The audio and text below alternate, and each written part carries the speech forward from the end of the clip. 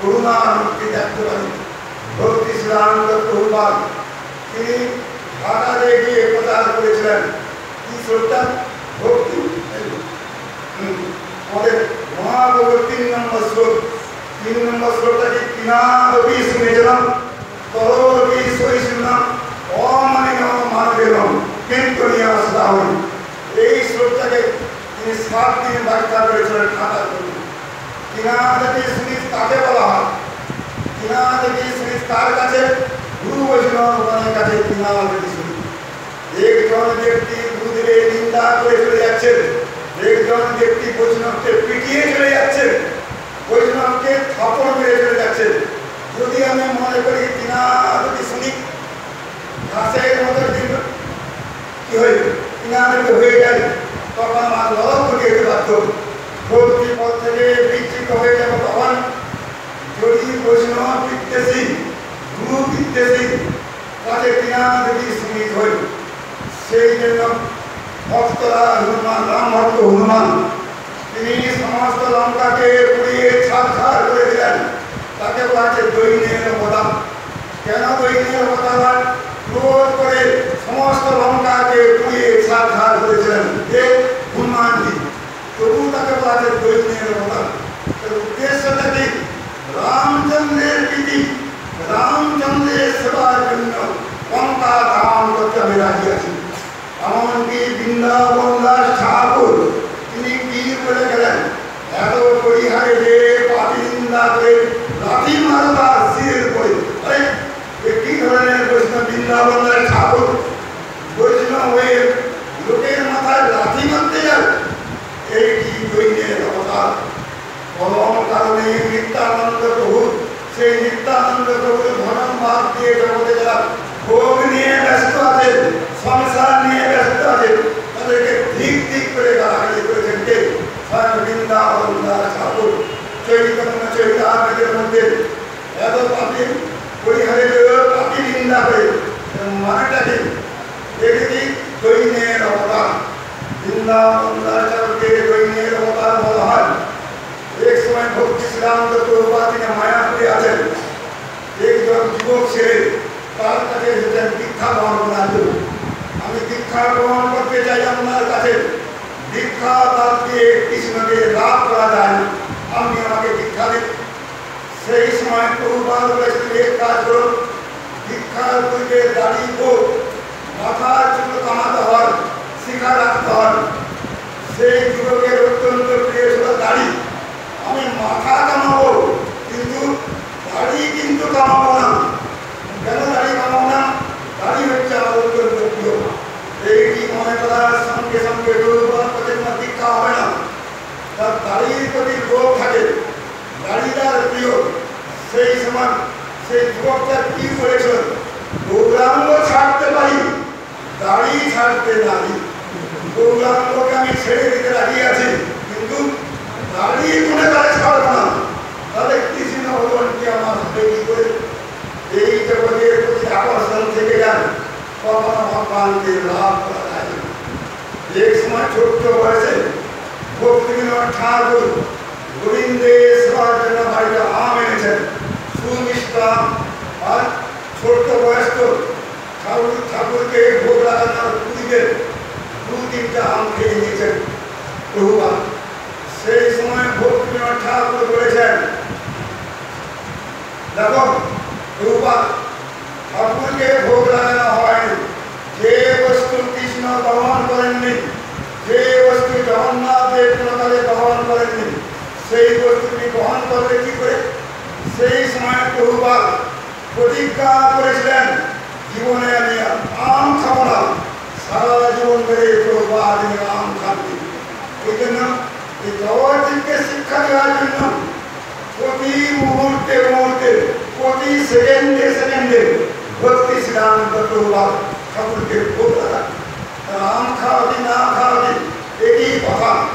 জগৎকে শিক্ষা দেওয়ার জন্য জগতের লোককে ভোগী হয়ে এক সময় এই জগন্নাথ মন্দিরের মধ্যে কয়েক মন চাল রান্না করে পান্ডাগুলো জগন্নাথদেরকে ভোগ লাগাতে নিয়ে যাচ্ছে। একজন অবৈষ্ণব ছুঁয়ে দিয়েছে, ছুঁয়ে দেওয়ার সঙ্গে সঙ্গে ভক্ত করে কয়েকমন চাল তাদের পণ্য ভক্ত করে রেখে দেন। পরের দিন আনন্দবাজার পত্রিকা অমৃত বাজার পত্রিকার মধ্যে পান্ডাগুলোকে গাড়াগাড়ি করছে, লোক খেতে পায় না, অত্যন্ত দরিদ্র জগতে দেখা যায়। আর পান্ডাগুলোকে কারবার দেখো তো, মাটির মধ্যে 5-10 মণ তাহলে অন্য ভক্ত করে রেখে দিয়েছেন। সেই সময় আমাদের পরম গুরুদেব ভক্তি প্রজ্ঞানকে সর্বস্বামী মহারাজ তিনি প্রতিবাদ করেছেন, যে বস্তু জগন্নাথের গ্রহণ করেননি এই জগতের কারো অধিকার নাই সেই বস্তু গ্রহণ করা। জগন্নাথের যদি গ্রহণ করত কুকুরস্ব মহাভস্ত তরণ্যম পথেতে যদি ব্রাহ্মণেরা বিভোগ করত, যদি কুকুরের মুখ থেকে জগন্নাথের কথা মাটির মধ্যে পতিত হয়, ব্রাহ্মণ বৈষ্ণবের তত্ত্বপতি সেই কথা আমরা গ্রহণ করতে পারি। এই জন্য ভক্তি সিদ্ধান্ত প্রভুপাদ জগৎকে শিক্ষা দেওয়ার জন্য প্রভুপাদ তিনি লবণ বেশি খেলেন, প্রভুপাদ তিনি টক জিনিস বেশি খেলেন, তাই বলে কি তাকে রাজস্বিক করা হবে?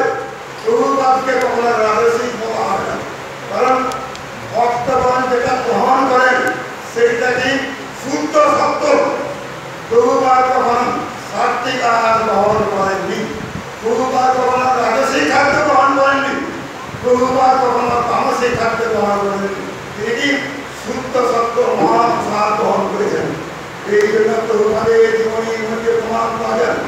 এই যে মায়াপুর একটা রাধাকুণ্ড দেখা যান, সেই রাধাকুণ্ডে অনেক উপরে প্রভুপাদ বসে আছেন, সেই কুণ্ডের জল অনেক নিচে আছে, কুণ্ডের জল, সেই কুণ্ডের জল চাই যদি আমিও প্রভুপাদের পাদস্পর্শ করে জীবনটাকে ধন্য করতে চাই, একটি মনে করার সঙ্গে সঙ্গে সেই কুণ্ডের জল স্ফীত হয়ে সেই কুণ্ডের জল উঁচু হয়ে প্রভুপাদের পাদস্পর্শ করে সেই জল আমার চলে গেল।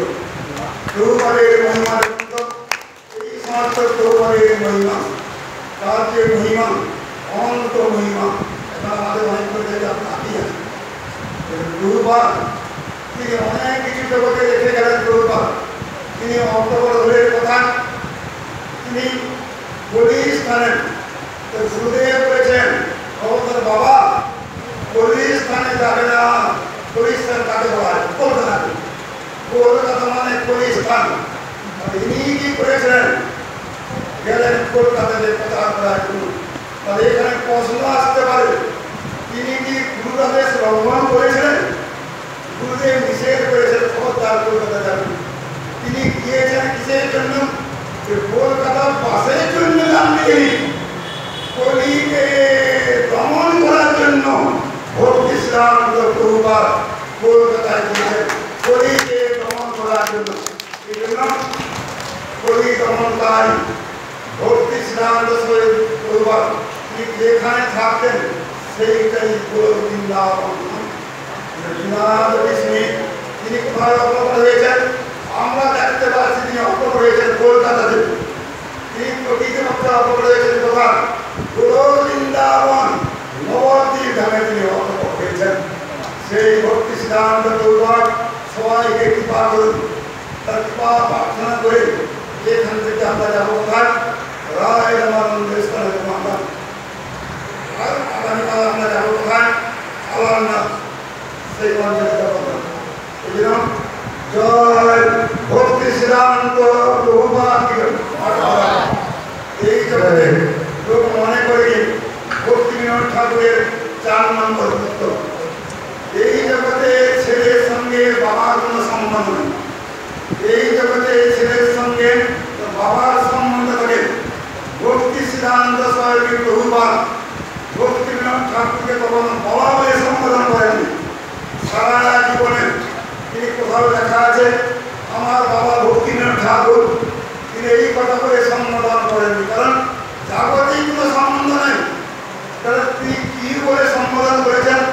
আমার ঠাকুর, আমার ঠাকুর, আমার ঠাকুর, এই বলে ভক্তি সিদ্ধান্ত স্বয়ং প্রভুপাদ ভক্তি বিনোদকে সম্বোধন করে গেছেন। একজন কি নাম হচ্ছে ঝান্ডার, আরেকজন কি সাধুবাদের একটা মাত্র কাঠি দেখুন, কাঠি দেখুন, এগুলো বহুপাদের যুবাঞ্চলের অনন্ত বিশাল কীর্তন, কৃপা বিন্দুদের কীর্তন দেখুন, বহুপাদের কৃপাটি সমুদ্র তুল্য, সেই সমুদ্র থেকে যে এক বিন্দু জল নেওয়া হয়, এক বিন্দু জল যদি নেওয়া হয় সমুদ্র পুরো তাকে কম দিলাম। বহুপাদের যে এক বিন্দু কৃপা লাভ করতে পারি আমরা, এক বিন্দুর কৃপাতে আমাদের সংসার বন্ধন ছিন্ন হতে বাধ্য। সংসার বন্ধন ছিন্ন হয়ে কৃষ্ণ প্রেম লাভ করে বলেও বৃন্দাবনে সহজে গতি হবে। শুধুমাত্র যে এক বিন্দু কৃপা, কৃপা বিন্দু দিয়া পাওয়াই আছে বিনা দেখা হবেন। বহুপাদের যে এক বিন্দু কৃপা লাভ করতে পারি তার আমরা হতি বিনা দেখা হতি হীন হয়ে যাবো।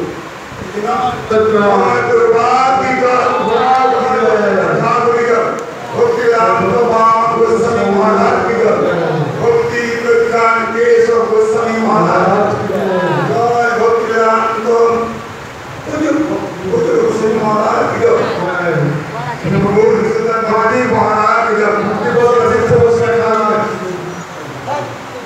ভক্তি জয় পরম পূজ্যপাদ ভক্তি বল্লভ তীর্থ গোস্বামী মহারাজ জয় পরম পূজ্যপাদ নিত্যইকা বৈষ্ণ ভক্তি দৈত মাধব গোস্বামী মহারাজ জয় অনন্ত কোটি বৈষ্ণব বৃন্দ জয় সাধুমতি জগন্নাথ দাস বাবা জয় নারায়ণ ছাতা কি জায়গার নাম কি নারায়ণ ছাতা।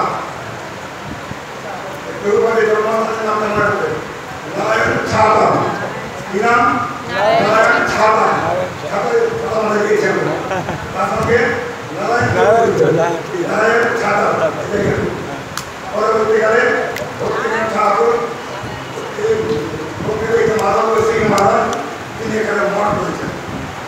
জয় সর্বস্বামী প্রভু কি জয়।